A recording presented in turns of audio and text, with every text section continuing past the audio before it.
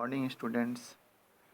मैं आज 10th class के लिए हिंदी की पाठ्य पुस्तक NCERT क्षितिज भाग 2 का पहला चैप्टर सूरदास जी के बारे में बताऊंगा। उसके बाद सूरदास के पद जो आपके पाठ्यक्रम में संकलित है उसके बारे में हम चर्चा करेंगे। तो आइए, सूरदास हिंदी साहित्य में भगवान कृष्ण की भक्ति का उन्होंने वर्णन किया है। कृष्ण भक्ति कविता की पावन एवं अनवरत धारा को करने वाले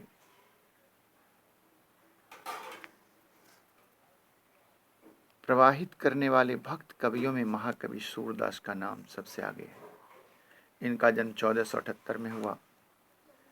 माना जाता है कि सूर के जन्म के विषय में दो मान्यताएं प्रचलित हैं।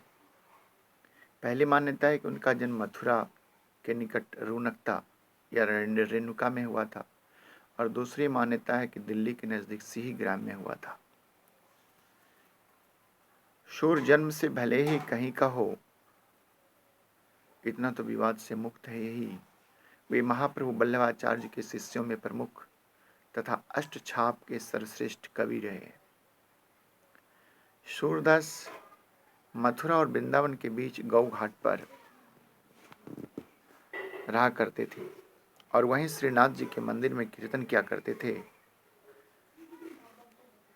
उनका निधन 1583 ईस्वी में हुआ। उनकी प्रमुख रचनाएं हैं सूर सागर, साहित्य लहरी और सूर सारावली। तो ये संक्षिप्त परिचय मैंने आपको सूरदास जी के बारे में दिया। तो आइए चलते हैं उनके पद के बारे में, जो कि उद्धव को भगवान कृष्ण ने बड़भागी कहा है। सूर जिस संस्कृति के अमर कवि हैं वह गोचारण संस्कृति है। वे वात्सल्य और श्रृंगार के अथवा समग्र रूप से उन्हें तो कहें तो मानवीय प्रेम की अमरता का गायन करने वाले कवि हैं। कृष्ण और गोपियां सूर के इस अमर गायन के पात्र हैं। मानव प्रेम की हीनता बोध से मुक्ति की और जीवन के प्रति एक नया प्रेम में दृष्टिकोण पैदा करने की लीला ही रास लीला है, जो उनके नायक कृष्ण गोपियों के साथ मिलकर रचाते हैं। उन्होंने अपने पूरे साहित्य में भगवान कृष्ण के बारे में चर्चा की है और उनकी मुख्य भाषा है ब्रज भाषा। तो आइए ब्रज के शब्दों के साथ आपसे मिलते हैं। उधव तुम हो अति बड़भागी, अपरस रहत स्नेह तगाते, नाहिन मन अनुरागी,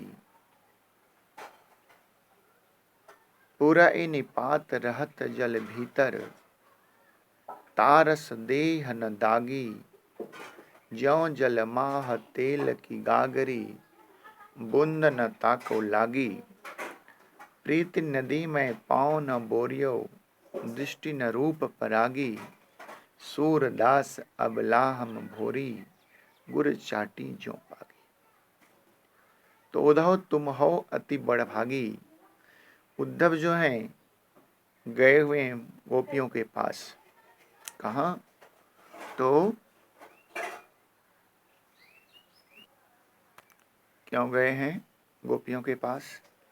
इसलिए गए हैं क्योंकि उद्धव को अपने ज्ञान पर बहुत ज़्यादा भरोसा है, बहुत ज़्यादा विश्वास है। वो मानते हैं कि गोपियों के पास जाकर के जब मैं ज्ञान की बातें कहूँगा तो गोपियाँ भगवान कृष्ण के रूप के सौंदर्य को भूल करके, उनके प्रेम को भूल करके ज्ञान में ऐसे सराबोर हो जाएंगे कि गोपियाँ ज्ञान के प्रति आकृष्ट हो जाएंगे और कृष्ण के प्रेम को भूल जाएंगे। तो इसी क्रम में गोपियां कहती हैं, हे उद्धव, तुम तो बहुत ही भाग्यशाली हो। क्यों भाई? तुम हो अति बड़भागी। क्यों? क्योंकि तुम जो है प्रेम से दूर रहे हो, तुम्हारे अंदर आसक्ति नहीं है। अपरस रहत रह स्नेह तगाते। कैसे? अपरस बिना स्पर्श का, नाहिन मन अनुरागी।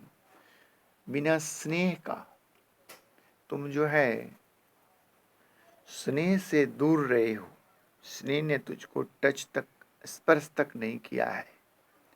तुम प्रेम के रस को नहीं समझते हो। ना ही न मन अनुरागी, तुम्हारा मन जो है अनुराग में लिप्त नहीं है, तुम्हारा मन प्रेम में लिप्त नहीं है। कैसे? पूरा इन पात रहत जल भीतर। जैसे पुरैनी, कमल का पत्ता, पुरैन पात रहत जल भीतर। कमल का पत्ता पानी के अंदर रहते हुए भी तारस देह न दागी। उसके ऊपर, पत्ते के ऊपर थोड़ा सा भी पानी का अंश नहीं रहता, थोड़ा सा भी दाग पानी का नहीं रहता। ज्यों जल माह तेल की गागरी। क्या कहती गोपियां? क्योंकि ज्यों जल माह तेल की गागरी, जिस प्रकार से तेल की गागरी, कैसे? तेल का गगरी, मटका किसमें डुबाया जाए? पानी में, जल में डुबाया जाए। बूंद न ताको लागी, पानी की एक बूंद भी उस पर ठहर नहीं पाती। तो वैसे ही तब तुम जो है प्रेम के रस को तो जानते नहीं हो, प्रेम को पहचानते नहीं हो, तो तुम जो है कैसे प्रेम को समझोगे? प्रीति नदी में पाँव न बोरियो। तुम तो जो है प्रेम की नदी में, प्रीति नदी, प्रेम की नदी में तुमने कभी पाँव रखा ही नहीं। तो दृष्टि न रूप परागी, तुम सौंदर्य को नहीं समझते हो। तुम दृष्टि जो है, तुम्हारी नजर है जो सौंदर्य रूपी पराग से बहुत दूर है। तुम समझते ही नहीं सुंदरता क्या है। सूरदास अबलाहम भोरी। सूरदास जी कहते हैं कि गोपियों का, सूरदास जी अपने शब्दों में कहते हैं कि गोपियां कह रही हैं, हे उद्धव, हम क्या है? अबला, हम भोरी, हम बहुत भोली वाली अबला हैं, स्त्री हैं, निस्सहाय हैं।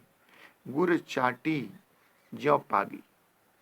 जिस प्रकार से गुड़ में चींटी दबने के बावजूद भी चींटी गुड़ का रसास्वादन करती है, उसको चाटती रहती है, लेकिन उसमें चिपट जाती है, कभी कभी उसमें मौत भी हो जाती है, लेकिन वह गुड़ का त्याग नहीं करती। ठीक उसी प्रकार से हमारे लिए श्री कृष्ण जो हैं वो गुड़ हैं और मैं चींटी हूँ। मैं उन्हें त्याग नहीं करना चाहती हूँ, छोड़ना नहीं चाहती हूँ। तो बच्चों, ये पहला पद था। अब दूसरे पद में क्या कहते हैं? मन की ही मांझ रही। गोपियाँ कहते हैं उद्धव से कि मन की बात मन में ही रह गई। क्यों भाई? हमने उनसे अपनी बात कह न सके। काहिए कहिए जाई कौन पे उधो। कहिए जाई कौन पे उधो, ना ही परत कही। क्या कहती हैं? मन की जो बात थी, मन का जो दर्द था, प्रेम जो था मुझे श्री कृष्ण के प्रति, उसको मैंने उनके सामने व्यक्त नहीं कर पाया। और कहिए जाई कौन पे उधो, ना ही परत कही। अब तुम ही बताओ कि मेरे मन में जो बात है, अब मैं वो बात किससे कहूँ? और किससे कहते नहीं बन रहा है कि मैं ये बात अपने मुंह से कैसे निकालूं, किसे बताऊं अपने दुख की व्यथा, अपने मन की व्यथा। अवधि आधार आस आवन की तन मन बिथा सही। कहते हैं क्या कि आने की अवधि, तो मैं जो हूँ ये सोचती हूँ कि अब भी मुझे आशा है, आधार है भगवान कृष्ण के आने की, और उसी से जो है मैं अपने तन में, अपने मन में व्यथा, यानी कष्ट सहन कर रही हूँ। लेकिन अब जो है आने की अवधि हमारे जीवन की आशा है, आधार थी, वह जो भी अब कैसे ऐसे तन में, ऐसे शरीर में व्यथा, ऐसे कष्ट को मैं कैसे सहन करूं। अब इन जोग संदेश सुनी सुनी, जो तुम मुझे अब सुना रहे हो, योग ज्ञान की बातें, संदेश, विरहिनी विरह दही, विरहिनी विरह की पीड़ा जो सहन करती है उसको कहते हैं विरहिनी। तो स्त्रियां जो हैं, जो गोपियां हैं, वह विरह की वेदना में अभिशप्त हो रही हैं, दुखित हो रही हैं, और उस पर तुम जो है अब संदेश सुनाते हो, योग की बात कहते हो। चाहती होती गुहार जीत हैं ते, चाहती होती गुहार जीत ही ते, मैं जितना भी चाहती हूँ इससे दूर जाने की, उतमे धार बही, उतना ही उसी की धारा में बह जाती हूँ। यानी जिस प्रकार से पानी की धारा अविरल है, और जहाँ तेज धारा हो और उससे मैं बाहर निकलना चाहूँ, और यदि मुझे तैरने नहीं आए तो उस धारा में बह जाते हैं। ठीक उसी प्रकार से कृष्ण की भक्ति से, कृष्ण के प्रेम से वो दूर जितना चाहती हैं जाना, उतनी ही वो कृष्ण की के प्रेम में आसक्त हो जाती हैं। सूरदास अब धीर धर ही क्यों, मर ज्यादा न लही। सूरदास जी कहते हैं कि गोपियां कह रही हैं कि हे उद्धव, अब हमारी जो है मर्यादा के सारे बंधन टूट चुके हैं, खत्म हो चुके हैं। अब हम धैर्य धारण कैसे करें। अब उनके वियोग में, कृष्ण के प्रेम में मैं इतना विकल हो गई हूँ कि अब कुछ कहा नहीं जाता है। मन की मन ही मान रही, मन की बात जो है मन में रही, अब मैं वो बात किसको सुनाऊं। तो बच्चों ये था दूसरा स्टेज। अब आगे फिर मैं दोबारा मिलता हूँ। धन्यवाद।